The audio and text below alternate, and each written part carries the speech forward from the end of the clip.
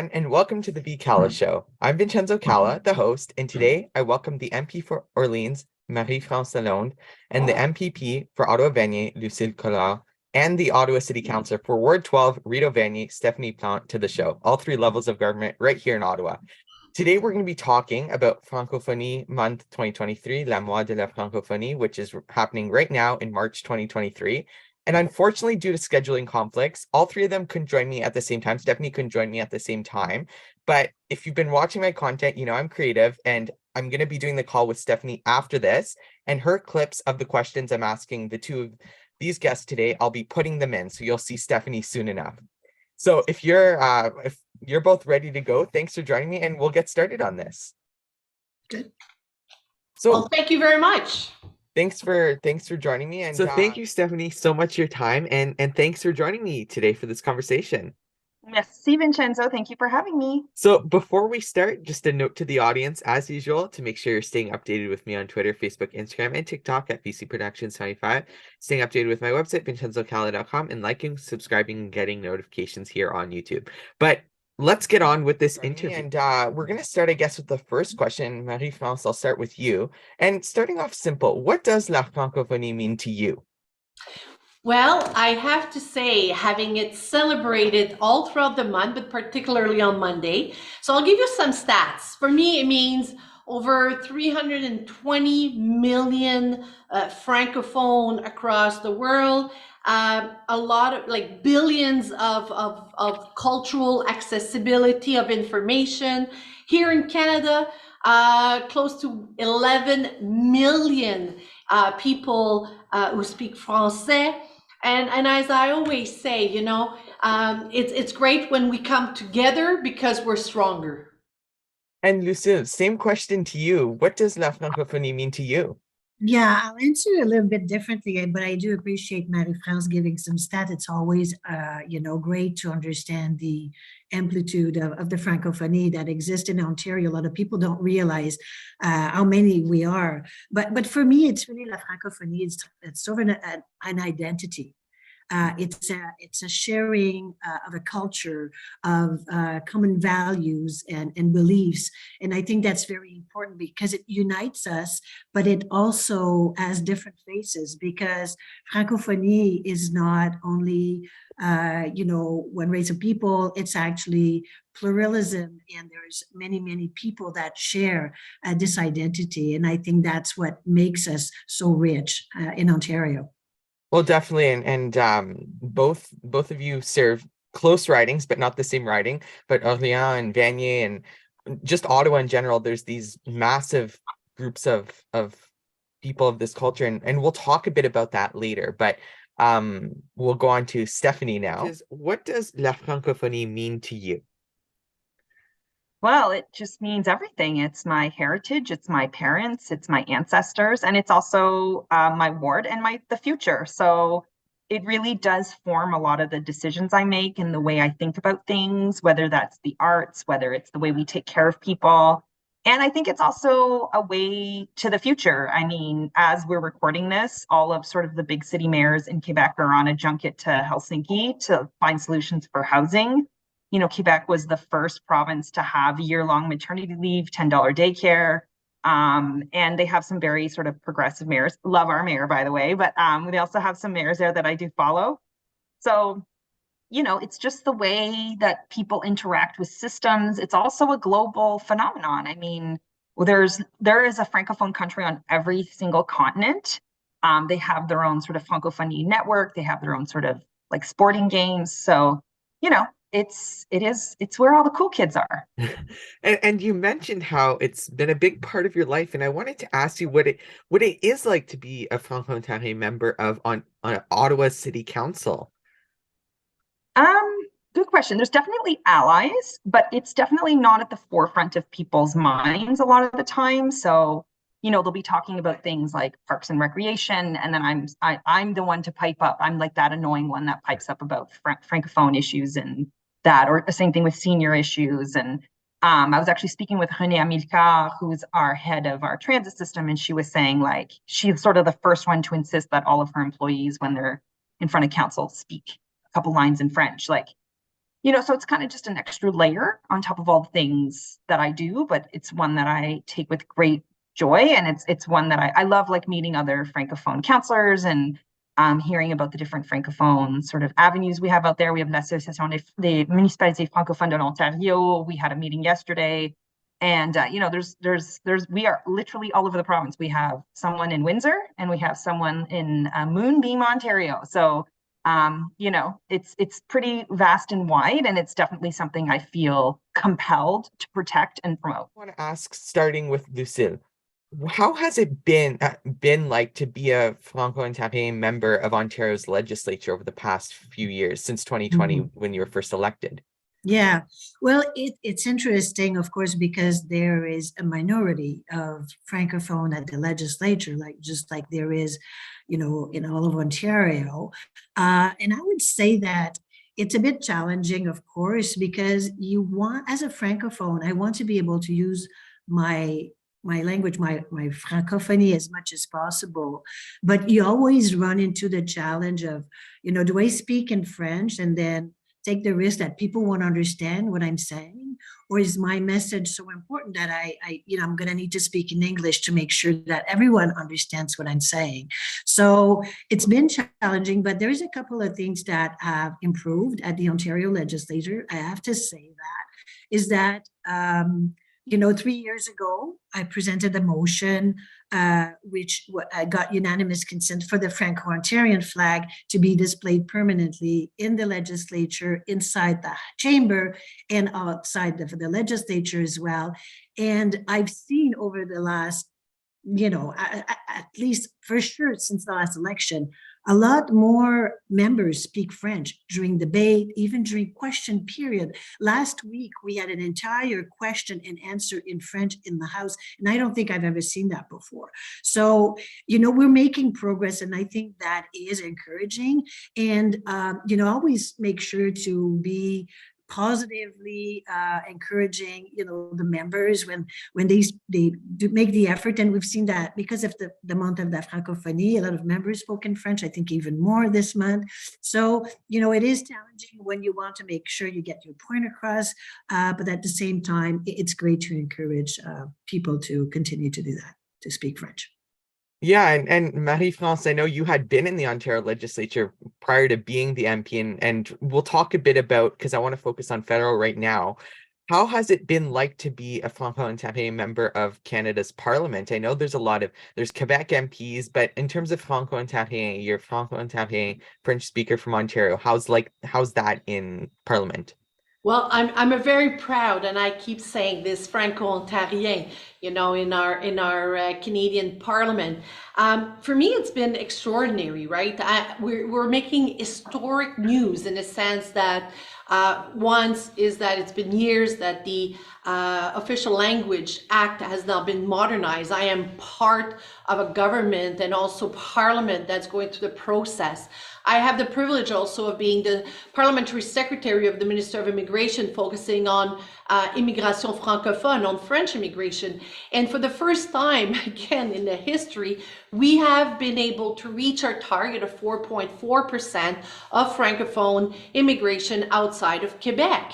And we're working very hard towards the action plan, the next action plan for the next 5 years, to build the momentum that has led to the former national strategy on Francophone immigration, and also through the modernization of the Act. So as a proud Franco-Ontarians, I bring that voice from an Orleans perspective, an Ottawa perspective, and then as a parliamentary secretary. And I would say more than this, in the House of Commons, and I'm happy to hear the success and the new reality and the going forward in the Ontario legislature. But here in Canada, in the the House of Commons, I have the great advantage. I can speak Français anytime I want. We have translation all the time. I can speak with colleagues in Français.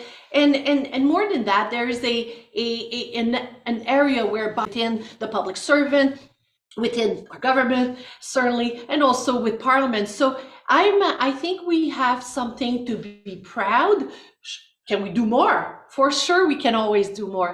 But there's a moment right now that I'm very proud to be representing Orléans, actually the largest Francophone community of Ottawa. And this is something that we need to not take for granted. We know that we have some challenges, but I am part of a government that wants to bring forward more programs, more services, more area where we can continue to have this plus value of the bilingualism of our great nation. And you touched on a point that was going to be my next question anyways. And I wanted to ask what it has been like to serve Orléans, a large Franco-Ontarien population at the federal level. How has that been? Well, it's great. It brings a little bit of pressure because, the Francophonie has also changed, right? Like if you look at Orléans, a few years ago, there was about, less than 100 and anyway, we grew by 12.9% in 10 years. So when you look at the number in 2011 to 2021, our population is growing. We have one of the fastest growing community of Ontario and Canada. And when you look at our stats here locally, well, there's a pressure to ensure, and the dynamic of language has also changed in terms of l'accent, right? More multiculturalism. So there's individuals who come here. There's, people who speaks only French, only English, or none of the above in the sense of our two great official language. So as a proud representative of Orléans and also Canada as an MP, I want to make sure that we continue to help individuals that wants to learn the other language, the other official language. So either French or English, because bilingualism is so important. And we have a law, an act that we're modernizing. We have so many perspective on, but we know that there's a decline. There's a decline of la langue française, of speaking French. So we also have to bring that sensitivity. And as a federal member of parliament, I am proud to say that there's many initiatives in creating a structure, the foundation of ensuring la pérennité, the French language will be there for the next 50 years and actually will be increased. And Lucille, same question to you. What has it been like to represent Ottawa-Vanier with a large Franco-Ontarien population at the provincial level at Queen's Park in Toronto? How has that been? Well, I feel a very strong duty to make sure that their voice is heard at Queen's Park, to make sure that the government understand their concerns, their priorities, and what they need more. And it's a duty and I take it very seriously. And that's why I speak French as often as I can. And we actually ask questions to the government, and no later than just this morning at question period, we did ask a question, our caucus did, Mr. Blair on behalf of Orleans, did ask the questions about additional funding for the MIFO in Orleans. It's such an important institution, but also funding for all the Francophone affairs and to ensure the vitality of la Francophonie. So, it is a duty to represent and just to make sure that their voice is heard, because they are an important part of my riding, but they are an important part of other ridings of the whole province as well. So we're going to go on to Stephanie now. So I wanted to ask you now, what has it been like to represent a community with a large Franco-Ontarien population at the municipal level at City Hall? It's amazing. They're like the best people ever. It's like having, I don't know, I can't explain it. My husband's Ukrainian and we often talk about the Ukrainian diaspora, but I often feel like I have, there's a bit of noise, sorry. I often feel like I have something similar here. Sorry. And, and it's great because we do think the same way, say about things like housing. Like I'm a huge fan of supportive housing, affordable housing, social housing, and I'm really trying to get the city to transition out of emergency housing. And like Francophones, we've been here for 10 years, right? Like, whereas I find sometimes in the Anglophone population, they're just kind of catching up to that ideal. And it's also, something we can't forget, just in the sense of our history and where it comes from. I mean, you cannot drive through my ward without running into a very important aspect of Francophone history. I don't know if you know the story behind something like Règlement 17, which prohibited children from being schooled in French. We just made a history out of l'École Saint-Pierre and Sandy Hill. I'm looking at another heritage designation right here in Vanier for where Lucille Lalonde used to live. So, you cannot look around my ward without seeing Canadian Francophone history right in your face, and it's great. Oh, and definitely, and I can attest that, I go to U Ottawa, and it's it's the world's biggest English-French bilingual university right here in Ottawa, right here in your ward. And when I'm walking around the community around there, there's Franco-Ontarien flags everywhere, and lots of different reminders of that. And it's pretty cool to see that right here in the capital of our city, of Canada, actually. So, I wanted to ask you now what you've been doing at City Hall, and sort of what do you want to see done to continue respecting and advancing la francophonie in the city of Ottawa? So there's a couple things. So I would like us to have a strategic plan, first of all, on la francophonie. I find some of the conversations are, around really basic things like service in 311 and Parks and Rec, and those things are great, by the way. We absolutely need those in a bilingual capital city of a G7 country, but I kind of want us to think a bit bigger, like, what can we do about Francophone immigration? How can we attract Francophone arts? How can we maybe get Francophone professionals to come and settle here to support institutions like you mentioned, University of Ottawa, Montfort, Bruyère, etc.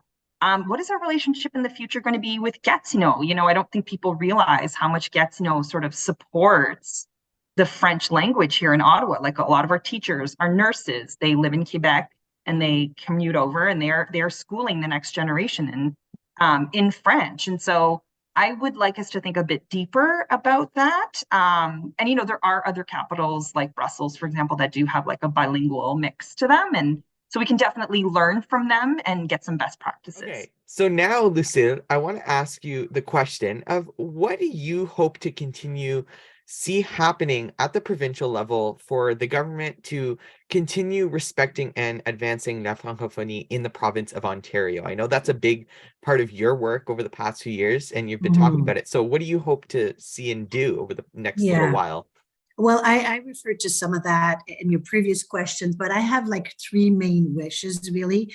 And my first is to ensure that the government continues to support, to fund the Francophonie through funding to our schools. Like we know right now, our Francophone schools are seeing an increase in numbers, but we need more school. And so the government need to invest in that. They also need to invest in making sure that we have the staff and the teachers and the mental health support in French in our schools. That's very important, but it requires not only funding, but a strategy to address these important challenges. We also need the support in the arts sector, which, is very important, that supports us, individually, because art is part of everyday life, whether we realize it or not. So funding in the arts sector is very important. The same for access to essential services in French, like in the healthcare sector and in the justice system as well. So these are very important matters that the government needs to turn its mind to and have funding and a plan to support that. I would also like to see more consultation with all the Francophone partners, because very often governments, come up with legislation or decide on the budget. And if they don't do meaningful consultation with the Francophone partners, then they won't know what the needs are and won't be able to address them appropriately. And lastly, I would like for every ministry in the legislature to use a Francophone lens when they're developing legislation, because legislation doesn't have the same impact on a majority of Anglophone as it does on a minority of Francophone. And I would like that to be increased exponentially, I would say. I would like every ministry, whenever they develop a legislation, that they apply that Francophone lens. And Marie-France, pretty similar, except it's a little different because your party is on the government side in the federal government. I know you're doing some great work in your parliamentary assistant parliamentary secretary role. And I wanted to ask you what you think your government can do to continue respecting and advancing la francophonie in Canada as well. Well, thank you for the question, because you're absolutely right. I do sit on the government side. I have the great pleasure of also being the parliamentary secretary. But if you look historically, a liberal government at the federal level has always been keen in reaching out and supporting. And I was very happy in 2015 when we saw one of the first thing to do was to actually bonify the envelope for the Plan d'Action, the action plan about minority. And that meant so much, and I'll say this very candidly, of additional supports to help organization all throughout the province, all throughout our great nation, but also in Orléans. So we saw the impact of working directly with organization, with municipality, with individuals who needs that extra support. So yes, I think right now what I would say the focus for us, for me as a local representative, is to ensure that the modernization of our French Official Language Act is passed. It has, I don't want to play too much politics with you, but he had his fair share of struggle, but that's part of the democracy and parliament affair. But we need to pass this bill. It's time. It does also acknowledge the fact that we have seen a decline, that we need to look at from early childhood to post-secondary. Our government has put in place mechanism for provincial government to access funding to support what Lucille is so concerned that the current government needs to continue to do.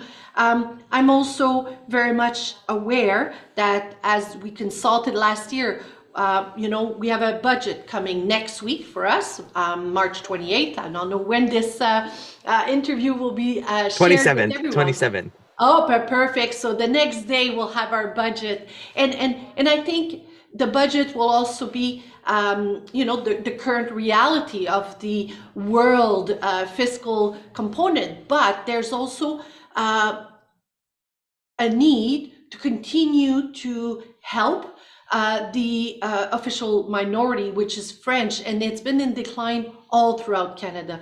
So as a proud resident of Orléans, for many years, we've seen an increase in our numbers, but we also need to make sure that we maintain the weight of the Francophonie, and that's through collaboration with the provincial and territories and cities. The other part that I would say certainly is the modernization of the Act, the Plan d'Action, the action plan that we will be launching. And then from immigration is key also to many aspects, right?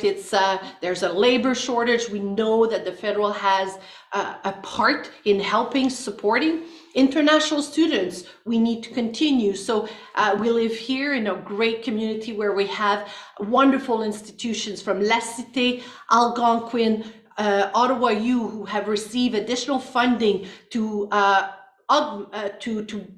give more programs in French. So as a federal member, our role as the NCR, co-chair of a caucus, it's always to make sure that we continue to invest in our Francophone language, but also the culture, the arts, to protect also the social media, C11. It's a very important bill for the Francophonie Canadien, for the art.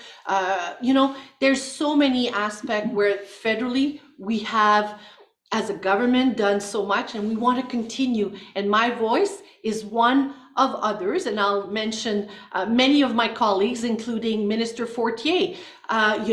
We collectively, we have a great group of people outside of Quebec. Certainly the Quebec caucus is amazing, but outside is also important. And, sometimes you find Francis Drouin, Marc Serré, René Arsenault, Daryl Sanson, all throughout Canada, Patrick Wheeler in the British Columbia. Like there's so many of my colleagues who are also a strong voice to supporting our minority language outside of Quebec, which is Français. And I feel very privileged to represent a community that values our French language. And you touched on so many points there, and I want to finish off with this question, and I'll start with you, Lucille. And I want to focus on Ottawa right now, because you both are Ottawa representatives in Ottawa, and it's a big part of our city. So what do you think, or what sort of future do you envision for La Culture Francophonie and the language for your community in Ottawa-Vanier and across Ottawa as time goes on in the next little while, Lucille? Yeah, so because we do, both have an important share of Francophone people in our riding, it's very important that the services are available to serve them. We know that, when you're sick and you need to go to the hospital or CNL care, a professional, it's important to be able to express yourself in your language, to be able to understand what the doctor is going to tell you, and that there's not, miscommunication about the symptoms or about the diagnostics. So these are very important questions. So I really, I see that in the people we have at City Council right now, including the mayor, I think that there is a general good understanding that needs to happen, that the increased accessibility to French language services is important. So I would like to see that. I'm also hoping that there's going to be an increased respect for the Francophone people in the sense that we can value bilingualism, that we can give more access to French language education as well. I think that's very important because, and I want to maybe go broader than Ottawa, because I was thinking, one of the main thing, like the increased respect for La Francophonie should be applied, in the province and even Canada-wide. And because people need to understand that the Francophones are part of the foundation of this province and this country. We are the founding people, and it's not just another language, it's the official language, and it has its roots in the foundation of this very country. So, with an increased understanding of that, I think we can improve respect for the language, and, that will come also with access to more French language services. And definitely some really important points that you pointed out there, and just looking at the extensive history in this country, in this city, in this province, in this country, of the roots, like you were saying. And finally, Marie-France, I want to ask you the same question.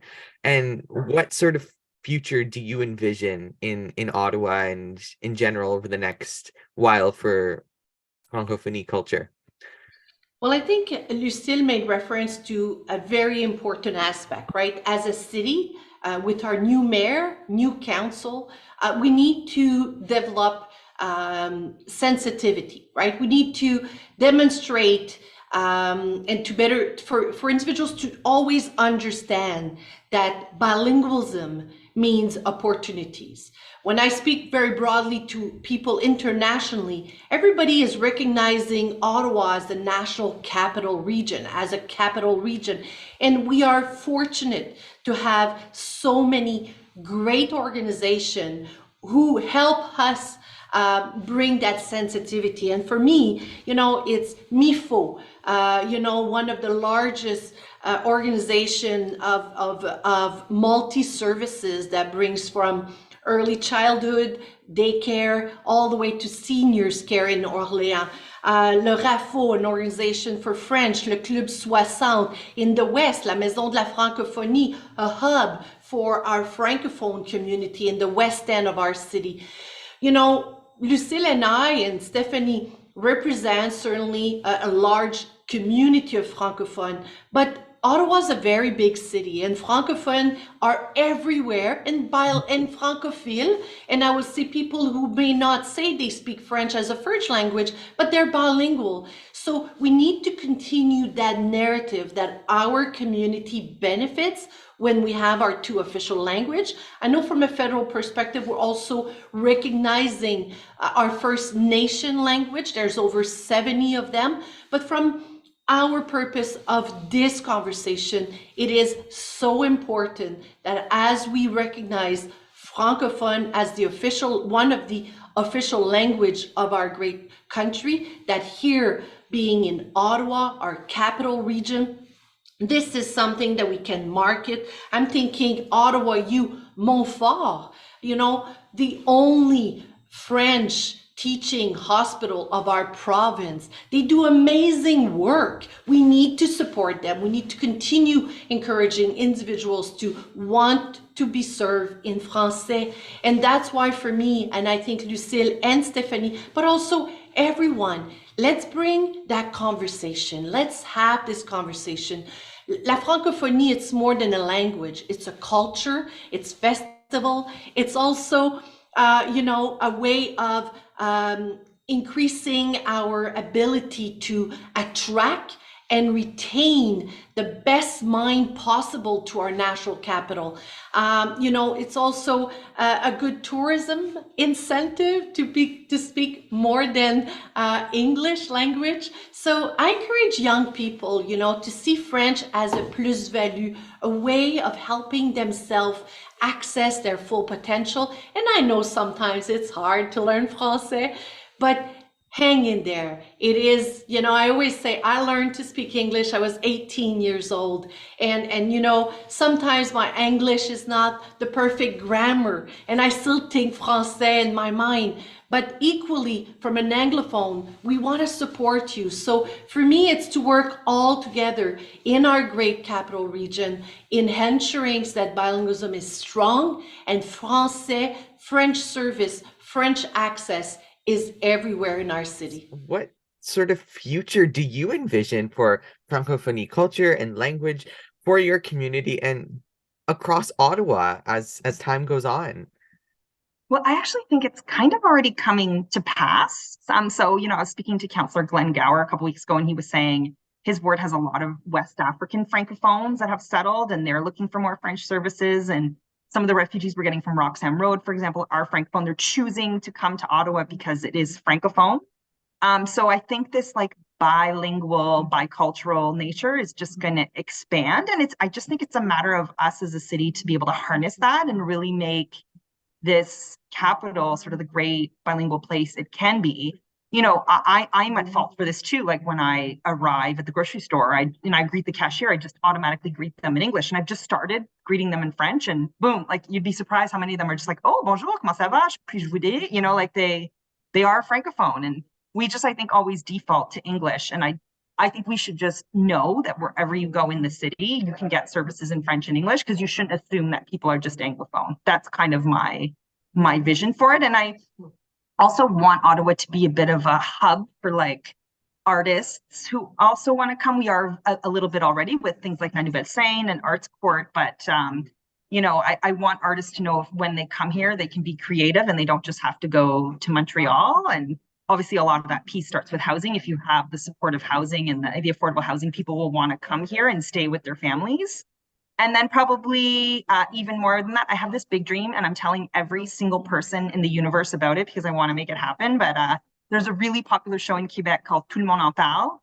And it's got 2 million viewers every Sunday. It's really appointment television. And I want them to film an episode here in Ottawa because there is a lot of Francophones. And the reason I say that is because when I was campaigning on Sunday evenings, if I was in a building and I was going door to door to door, I could watch the whole show as I was going because everybody was tuned into it, right? So I have this kind of vision. Hi, Guy Lepage, call me. I would like for you to come do a show here in Ottawa. I know he watches your videos, Vincenzo. So does he actually? He'll definitely see this. Yeah. Well, that's pretty cool. And I think the biggest example, it sounds like a silly example, but it's really, really powerful in Ottawa, that just the reminder that English and French are both here and French is here to stay is every day that I get on the bus, every single, even if it's in like the most English part of the city or whatever, if nobody speaks French, all the bus and all the LRT, it's always in English and French. And that may sound like a silly example, but it's just a constant reminder, everyday reminder that this is a big part of our city and Totally. it's here to stay and continuing to expand upon that. Absolutely. And thank you so much, by the way, for recognizing Le Mois de la Francophonie and for having us on and, realizing what an important piece this is to our nation's capital, because it really is. And we have to sort of celebrate it. And, don't just be mad because they made you learn verbs. Be happy that you have this like outlook onto what is a great language and a wonderful culture. And I'm actually in Vanier right now. So please stop by anytime. I'm happy to give you a tour. Well, it's so great, and that really is the end of my questions for you today. So thanks so much for joining me again. I'm glad we were able to get this set up with you and Lucille and Marie-France and get it out before the end of this month, because this is a very important month for Francophonie culture in Ottawa, Ontario, Canada, and across the world, really. Amazing. Thank you so much, Vincenzo, and all the best with your studies. I know you're working really hard, so glad to have you in my ward for school, especially. Merci beaucoup. So that's all for our conversation today. Thank you, Marie-France and Lucille, so much for joining me today. Thank you very much. Merci beaucoup. Merci pour beaucoup. l'opportunité. That was really great. Well, it was so great. And the VCalla Show is a VCalla production. So until the next video, I'm Vincenzo Calla, signing out. Merci beaucoup.